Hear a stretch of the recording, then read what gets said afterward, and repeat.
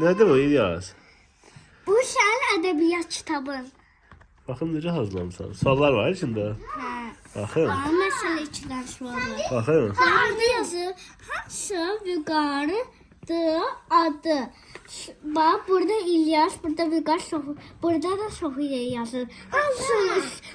Hansı harada vüqar yazırsan, onda onun üstündən xətt çəkirsən. Nə asan sualdır oğlum. O birisi suala baxım. O bir şey sual. Hə. Hansı qara rəngidir? Baxın. Qara rəng, qırmızı rəng, göy rəng. Qara rəngi burada birinciyə qoyulsa. Asal Aferin. eləyirəm də neyim çatır. Niyə? Ata da asan eləsin. Atam, bak. Atanın tələbələrinə nə söz çatdırırsan buradan? Çünki xəstələnmişsən də Can. ona görə. Ona görə asan elədin. Ata. Hə. Sən nə çəkmisən? Nana. Ayaq çəkmisən?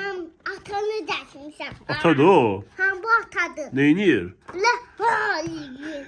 Hayır. Tırpı. Çırpı. Biabır elədim məni. Mən səni çırpıram. Ha sen tırpısan. Ya sağ ol. Sen git. İlyas. Ağıllı bana. Sənin kitabın qəşəng idi. Burada bir de leyot yazdı.